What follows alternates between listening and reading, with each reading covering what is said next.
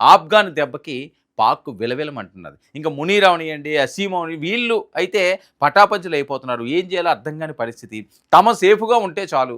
మనం పొరుగు దేశాలకెళ్ళైనా తలదాచుకోవాలి. ఇక్కడ వాళ్ళు ఎలా పోతారు ఏంటి అనే ధోరణిలోనే ఉన్నారు. ఇప్పటికే అప్పుల కుప్పం చేసి పెట్టారు. సామాన్య మధ్యతరగతి కుటుంబీకులకి అసలు బతుకమే కష్టంగా మారిపోయిన పరిస్థితి. బ్రతుకు జీవుడా అనే ఉండే దుస్థితి. ఇలాంటి పరిస్థితుల్లో యుద్ధం కూడా ఇప్పుడు ఆళ్ళని ఆవహిస్తుంటుంటే ఇంకా ఆళ్ళ పరిస్థితి ఎలా ఉంటదో వేరే చెప్పాల్సిన అవసరం లేదు. పూర్తి తిరుగుబాటు. మునీర్‌కి పగ్గాలు చేపట్టిన తర్వాత, మునీర్ చేతుల్లోకి కొన్ని తాళాలొచ్చిన తర్వాత ఈ పరిస్థితి వచ్చింది. మునీర్ అన్నవాడు ముందు పోతే సగం పోతది మనకి. అతని వల్లే ఇవన్నీ అని చెప్పి పూర్తి వ్యతిరేకత. రోడ్లపైకి వస్తున్నారట, ఆందోళనలు చేస్తున్నారట. ఎన్ని చేస్తే మాత్రం ఏముంది? తమ పని తాను చేసుకుపోతూనే ఉంటారు కొంతమంది నేతలు. అలాగే ఆర్మీ చీఫ్‌లు. మరి అలాంటి వాళ్ళని నమ్ముకుని ఆ దేశంలో నివసిస్తున్న వారు బ్రతుకు జీవుడా! మాకివేం జీవితాలు, ఎంతకాలం ఈ బతుకులు అంటూ వాళ్ళు ఆవేదన వ్యక్తం చేస్తారు. ఎవరు ఎన్ని ఆందోళనలు చేసినా చేసుకున్నోళ్ళకి చేసుకున్నంత అన్న